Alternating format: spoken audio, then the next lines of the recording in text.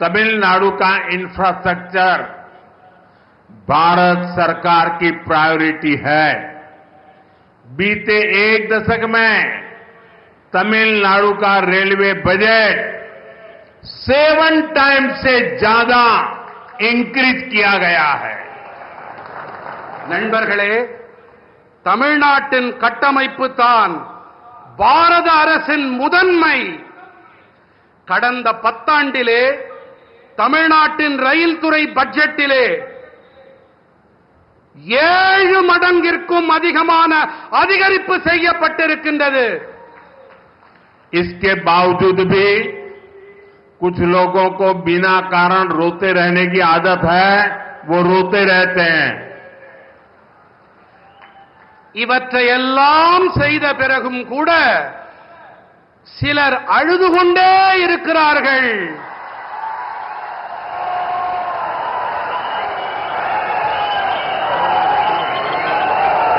அவர்களால் அழ மட்டுமே முடியும். அவர்கள் அழுதுவிட்டு போகட்டும். 2014 से पहले रेल प्रोजेक्ट के लिए हर साल सिर्फ ओनली 900 करोड़ रुपीस ही मिलते थे। और आपको पता है उस समय इंडियन एयरलाइंस के मुख्य कर्ता धर्ता कौन थे, ये आपको पता है। इस वर्ष तमिलनाडु का रेल बजट 6,000 करोड़ रुपए से ज्यादा है। भारत सरकार यहां के 77 रेलवे स्टेशन को मॉडर्न भी बना रही है। इसमें रामेश्वरम का स्टेशन भी शामिल है। 2014ஆம் ஆண்டிற்கு முன்பு வரை ரயில் துறை திட்டங்களுக்காக ஒவ்வொரு ஆண்டும் வெறும் 900 கோடி ரூபாய் மட்டுமே கிடைத்து வந்தது.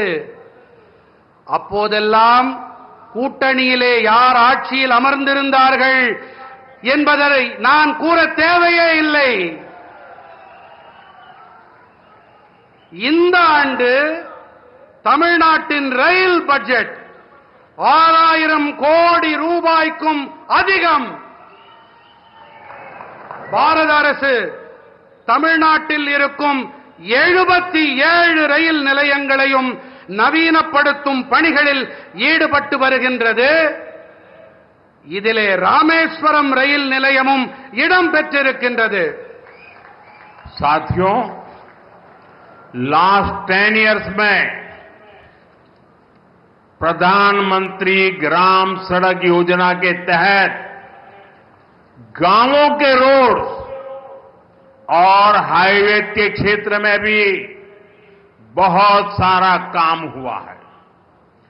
2014 के बाद तमिलनाडु में केंद्र सरकार की मदद से 4000 किलोमीटर रोड्स बनी है। चेन्नई पोर्ट को कनेक्ट करने वाला एलिवेटेड कॉरिडोर शानदार इंफ्रास्ट्रक्चर का एक बेहतरीन उदाहरण बनेगा। நண்பர்களே, கடந்த 10 ஆண்டுகளிலே கிராமப்புற சாலைகள் மற்றும் நெடுஞ்சாலைகள் துறையிலே கூட ஏராளமான பணிகள் மேற்கொள்ளப்பட்டிருக்கின்றன. 2014ஆம் ஆண்டிற்கு பிறகு தமிழ்நாட்டிலே மத்திய அரசின் உதவியோடு 4000 கிலோமீட்டர் அளவுக்கு சாலைகள் போடப்பட்டிருக்கின்றன. சென்னை துறைமுகத்தை இணைக்கவல்ல உயர்த்தப்பட்ட இடைவழி அருமையான கட்டமைப்பிற்கான மேலும் ஒரு எடுத்துக்காட்டு. आज भी करीब 1000 करोड़ रुपीस के रोड प्रोजेक्ट का शिलान्यास और लोकार्पण हुआ है। ये प्रोजेक्ट तमिलनाडु के अलग अलग डिस्ट्रिक्ट के साथ ही आंध्र प्रदेश के साथ भी कनेक्टिविटी बेहतर करेंगे। இன்றும் கூட சுமார் 8000 கோடி ரூபாய் மதிப்பிலான சாலை திட்டங்களுக்கான அடிக்கல் நாட்டப்பட்டு இவை தேசத்திற்கு அர்ப்பணம் செய்யப்பட்டிருக்கின்றது. இந்த திட்டங்கள் தமிழ்நாட்டின் பல்வேறு மாவட்டங்களோடு மட்டுமல்லாமல் ஆந்திர பிரதேசத்துடனான இணைப்பையும் மேம்படுத்தும். साथियों, चेन्नई मेट्रो जैसा मॉडर्न पब्लिक ट्रांसपोर्ट भी तमिलनाडु में ईज ऑफ ट्रैवल को बढ़ा रहा है।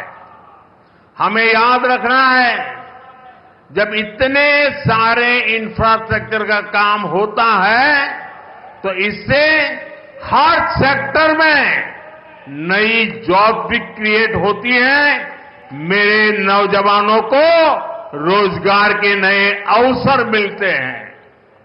நண்பர்களே, சென்னை மெட்ரோ போன்ற நவீன பொதுமக்கள் போக்குவரத்து வசதியும் கூட தமிழ்நாட்டிலே சுலபமான பயணம் மேற்கொள்ளுதலை மேம்படுத்துகிறது. புதிய வேலை வாய்ப்புகளும் உருவாக்கப்பட்டு வருகின்றன. என்னுடைய இளைஞர்களுக்கு வேலை வாய்ப்புகள் ஏற்படுத்தப்படுகின்றன என்பதை நாம் நினைவில் கொள்ள வேண்டும், மறந்துவிடக் கூடாது. साथियों, बीते दशक में भारत ने सोशल इंफ्रास्ट्रक्चर पर भी रिकॉर्ड निवेश किया है। मुझे खुशी है कि तमिलनाडु के करोड़ों गरीब परिवारों को इसका बेनिफिट मिल रहा है। बीते 10 साल में 4 करोड़ से ज्यादा पक्के घर देश भर के गरीब परिवारों को मिले हैं और इसमें पीएम आवास योजना के तहत 12 लाख से ज्यादा पक्के घर यहां तमिलनाडु में मेरे गरीब परिवार के भाई बहनों को मिले हैं।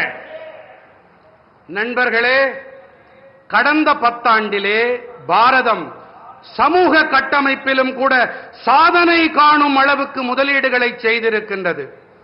தமிழ்நாட்டின் கோடானு கோடி குடும்பங்களுக்கும் இவற்றால் ஆதாயம் கிடைத்து வருவது எனக்கு மட்டற்ற மகிழ்ச்சியை அளிக்கின்றது. கடந்த 10 ஆண்டிலே 4 கோடிக்கும் அதிகமானோருக்கு கான்கிரீட் வீடுகள் தேசமெங்கும் இருக்கும் ஏழை குடும்பங்களுக்கு கிடைத்திருக்கின்றது. இவற்றிலே பிரதம மந்திரி குடியிருப்பு திட்டத்தின்படி 12 லட்சத்திற்கும் மேற்பட்ட கான்கிரீட் வீடுகள் இங்கே என்னுடைய ஏழை சகோதர சகோதரிகள் தமிழ்நாட்டிலே அவர்களுக்கு கிடைத்துவிட்டன.